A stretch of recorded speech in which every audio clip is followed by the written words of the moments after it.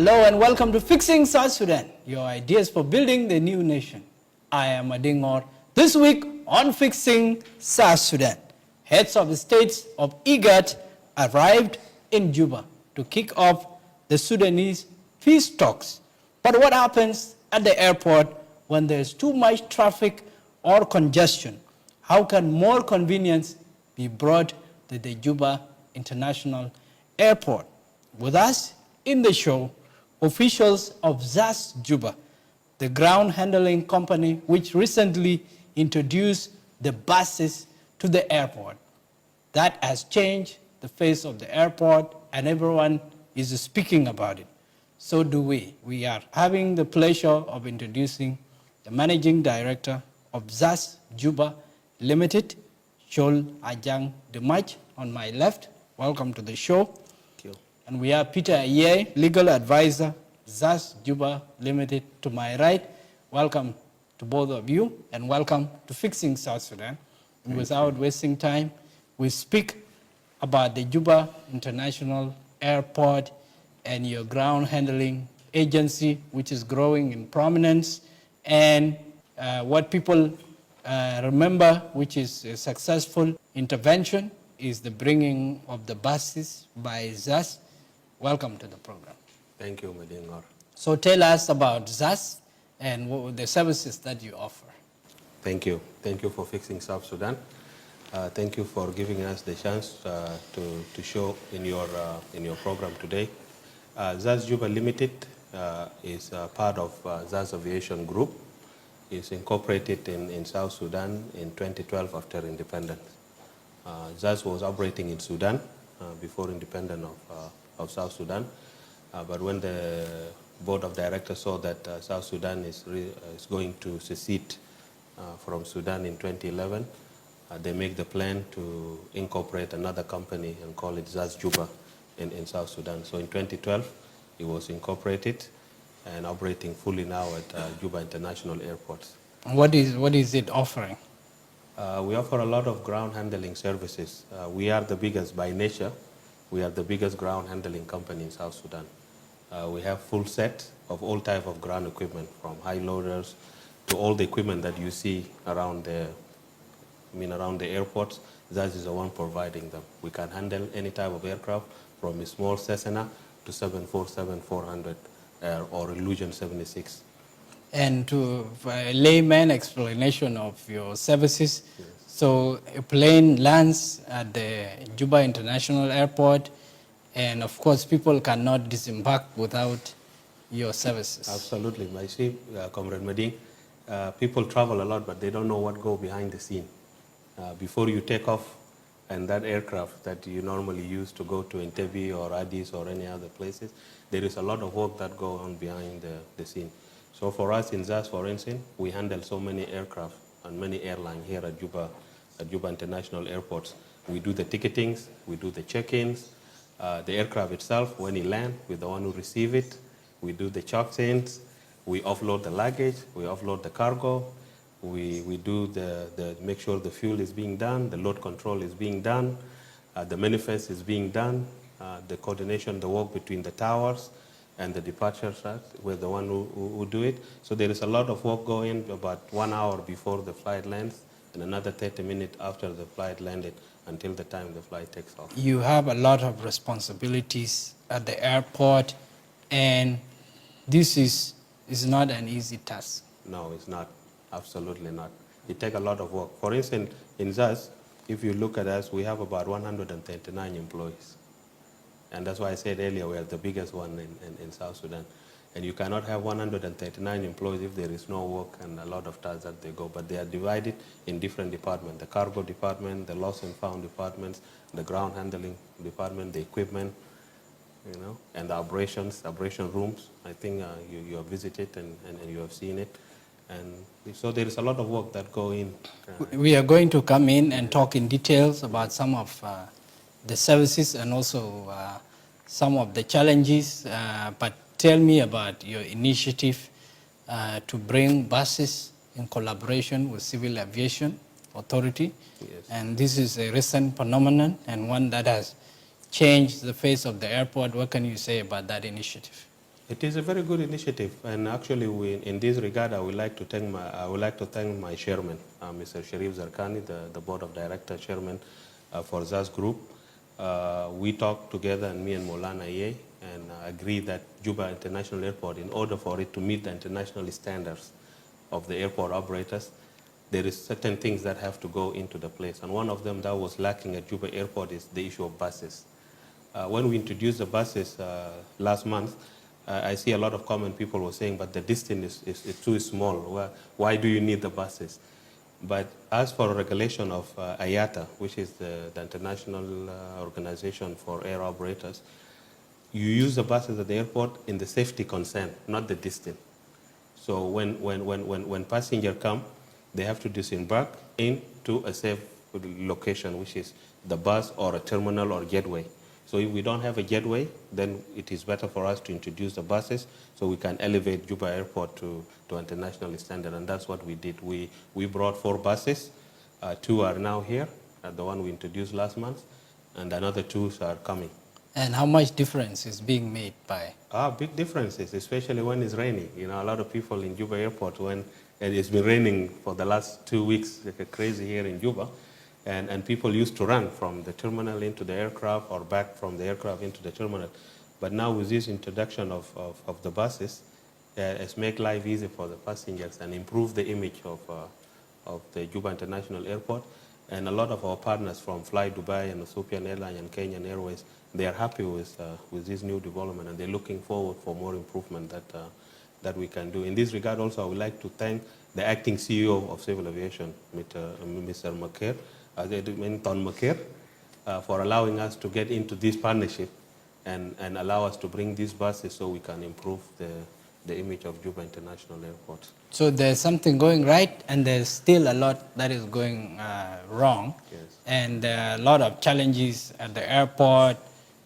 We see that when a body is being brought to the terminal, you have hundreds of people thronging the airport area, which bring a lot of inconvenience to the passengers. We also see that there are issues to do with baggage claims. There are so many challenges that you have to overcome. How do you deal with them? And what are some of the main challenges you can talk about? Thank you so much. You know, when we talk of underdevelopment, it means a lot. Aviation service is one of the areas that need development, and it's a good initiative that ZAS is trying its level best to improve the image and the standard of Juba International Airport. What we know internationally is that the relation between a passenger and the airline is contractual. The duty of ZAS Aviation as a handling ground is to make sure on behalf of the airlines, packaging, ticketing, ticket by itself is a contract. What happened is that ZAS as handling company has to make sure that all services rendered meet the standard by issuing the ticket, the carried, loading them, and labeling them. So our challenges include the claim when the passenger missed their luggage. They are not aware of the procedures to be followed. If you miss your bag, there is a form that you fill that I missed the details with all the missing bags. Our people do not follow these things. They rush, even sometimes opening criminal case. And there is a period in which your claim can be handled, including compensation. So at times you get even people are being arrested. So if you file your complaint within 21 days, you are supposed to be compensated, if at all. But also there are rules that require you, if there is valuable item that you need to declare. You have to declare it or insure it. This is not being done. But when you claim the value of your item, according to the regulations, it is charged according to the quantity, the kilogram. The international standard is not beyond $20. Assume you have your iPhone and you put it in the bag. We cannot pay you $1,000. We have to weigh it, and then it has to, for instance, the limit is not more than 23 kilograms, and you multiply then by 20. By 20. That is what you get. But if you have more, you have to declare it or insure it so that you claim from the insurance. So you find it difficult to explain to the passengers, Yes. and also there's a lot of awareness that is needed. Not about only these the issues. passengers themselves, the passenger can go and open a case. The people who handle the case themselves are not aware of these regulations. Starting from the public attorneys, they can put you in jail. Meanwhile, it's supposed to be negotiated and then agreed upon. So these are all the challenges that we face all along with, because we actually handle on behalf of the airlines. And if there is compensation, we will report that case to the airline. That this need to be done, and then we involve discussion peacefully. And what have been prominent cases you can speak about, situations where things have degenerated? Yeah, recently it happened that one of the passenger is even a lawyer with the Ethiopian Airlines. So he had to go and open the case, and the manager was put in jail. And we said, let us actually wait the period within which we can talk about compensation. But they could not wait. It was a baggage loss issue. A baggage loss issue. And somebody is claiming that what was there is more than what you are offering. But we are offering compensation based on the law. Right. It's difficult for people to understand. Yeah, very difficult, and of course you need awareness to be carried out. In fact, it is the responsibility of Ministry of Justice to disseminate the laws and sensitize the public about this. Let's take a break from here.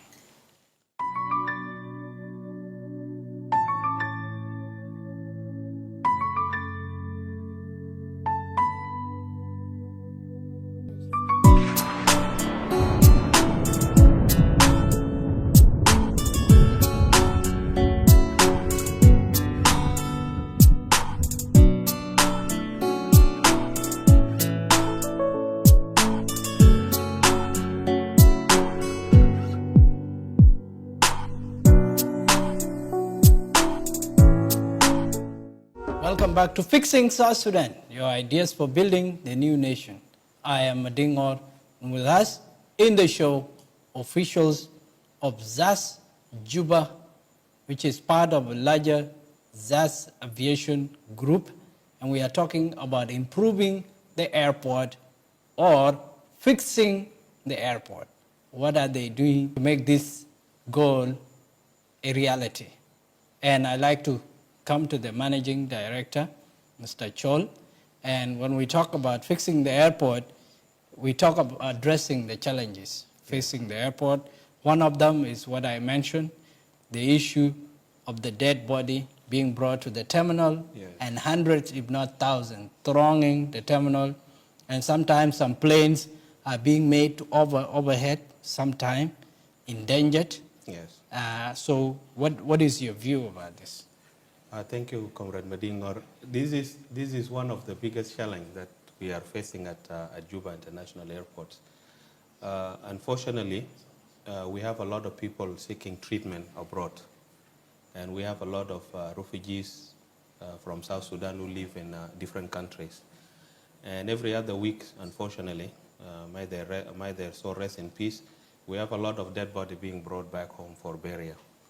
And this is really creating uncivilized scene at Juba International Airport.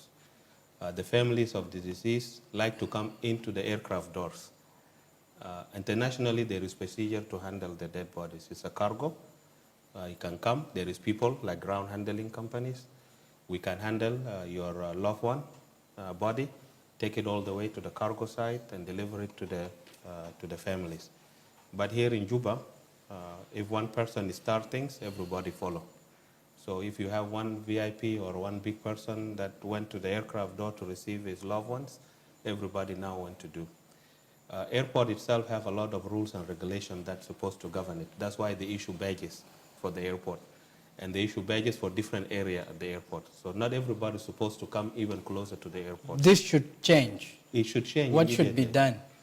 The civil aviation has been trying, but the problem is the rules are being broken by the big people. They will try to say, oh, you wait outside the gate, we will bring you the dead body on the ambulance. But when the dead body arrives, the big person with his family will charge into the aircraft site, and the security at the airport will try to hold people back, but it is become impossible. So maybe we are trying to work with the civil aviation to see what we can do to improve the access into the airports and try to prevent people from coming. Let me tell you a true story. There is an international airline called Turkish Airline. They were planning to operate to South Sudan. And they come here, before the airline come, they normally send people to do auditings. They come and did the auditing, assessment of Juba International Airports, and everything went well, and they were ready to start their operations. Guess what? In the morning, Egypt Air flight arrived, the same day that the Turkey people are leaving. And the dead body was on the Egypt Air. And everybody charged into the Egypt Air aircraft. They surrounded the aircraft, and the auditor saw that, and he wrote in his report that he disqualified Juba as an international airport. He will not allow the Turkey airline to operate to Juba International Airport. And that's why Turkey airline is not coming up to now. And there is other airline like Emirates, Qataris, all these airline, big airlines, they are willing to come. But if we don't work to improve our image and improve the access to the airport, then all the effort that being made by ground handling companies or civil aviation will go in vain. And this is really big. So I will urge our people, especially the VIPs, to try to follow the rules and see that we can give you and deliver the dead body to you outside the airport, and you don't have to be inside the terminal or inside the upfronts. When we speak about fixing the airport or improving the image, that's one of the areas. The introduction of buses is a good attempt. Yes. But what are the other initiatives you are thinking about?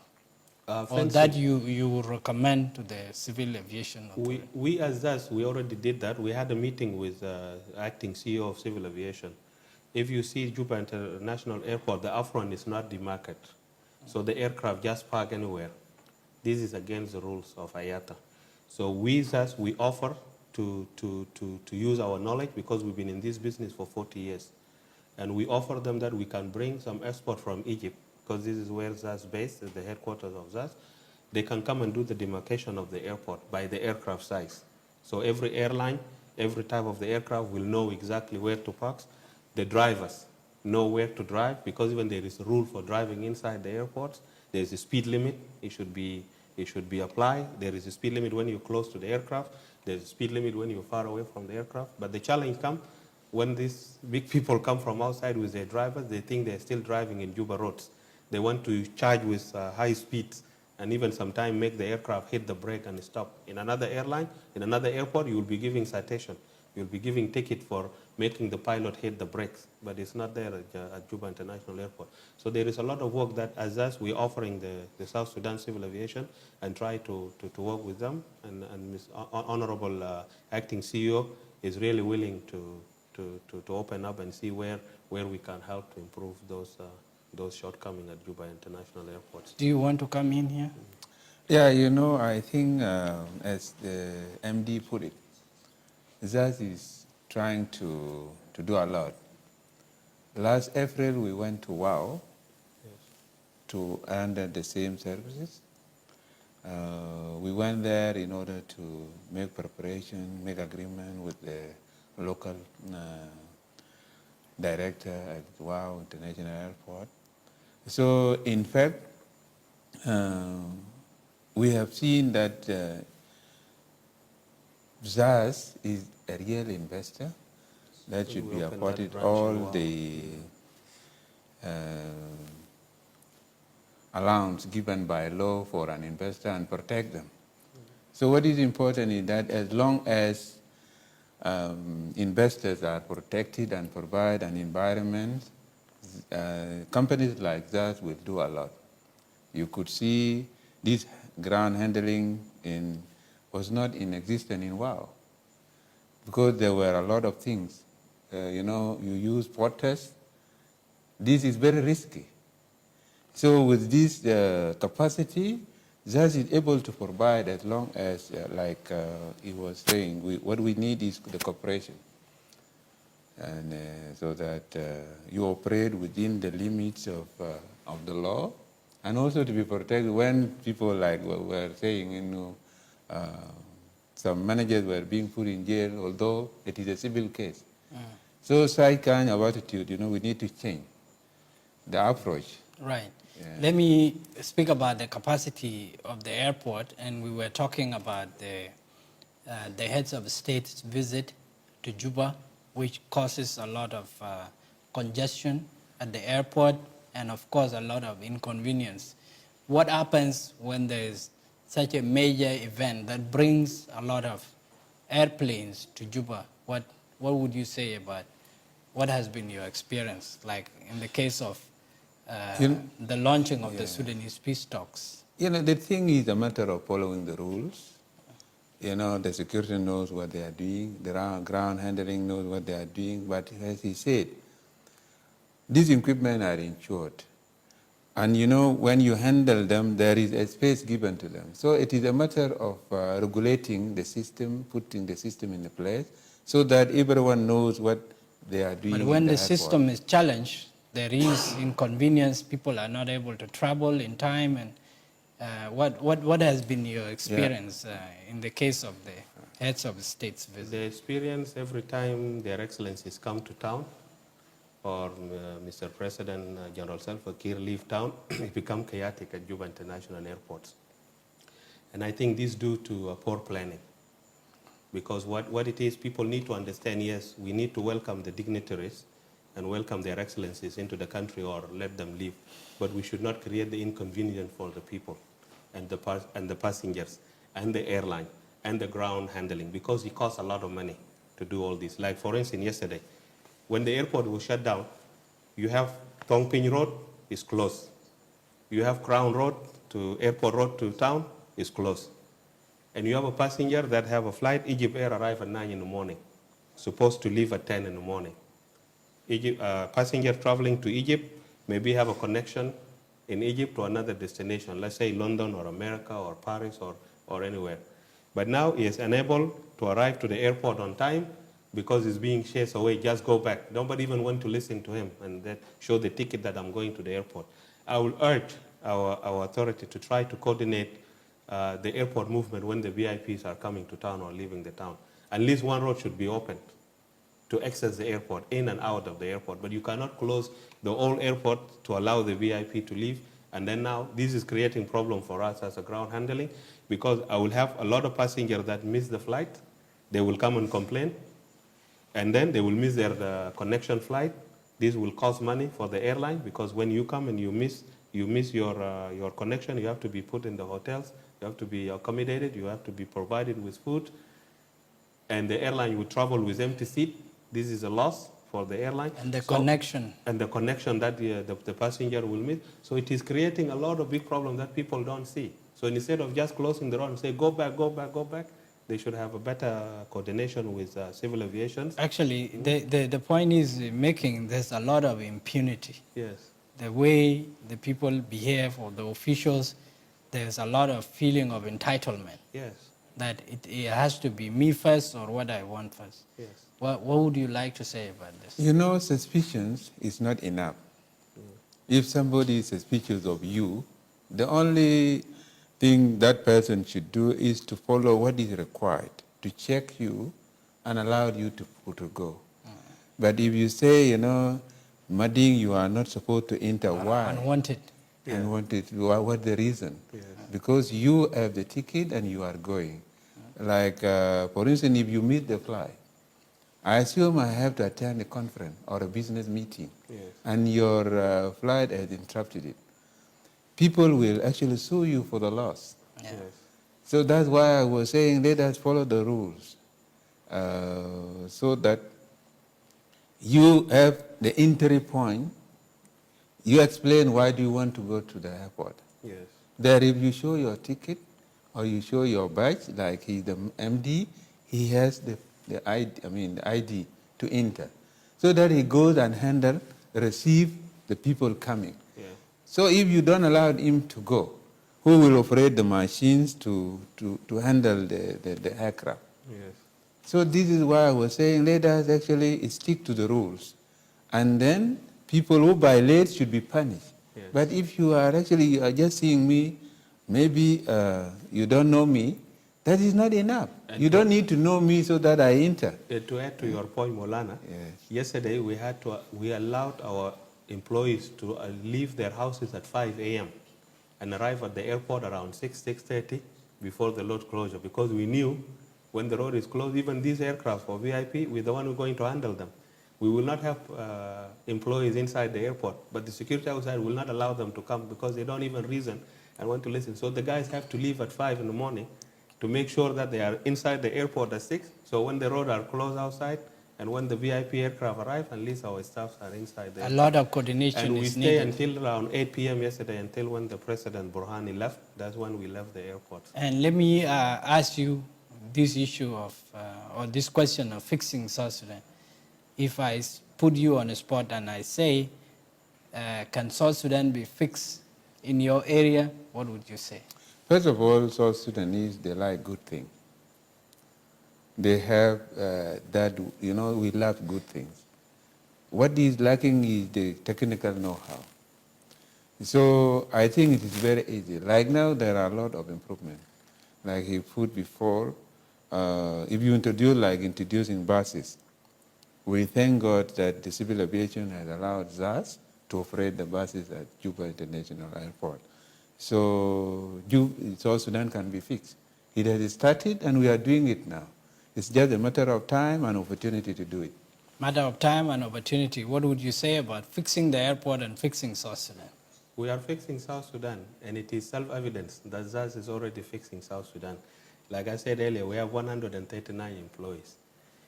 In our calculation in South Sudan, 139, every average person in the family have 6 people, minimum. These 6 people amount to 839 per person that ZAS is supporting right now in South Sudan in terms of income. You're supporting the local economy. The local economy. Second, we are paying VAT taxes, personal income tax for all the 139 South Sudan. They're all local, by the way, South Sudanese that are working here, paying the income into the government. So this is contributing to economic growth of the country.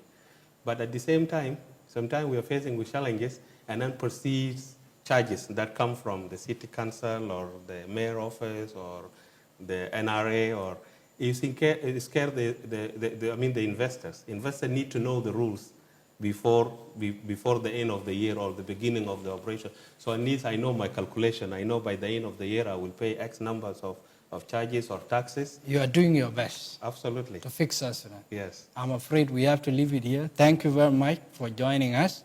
And Chola Jang Domach is Managing Director, ZAS Juba Limited, and Peter Aye, Legal Advisor, ZAS Juba Limited.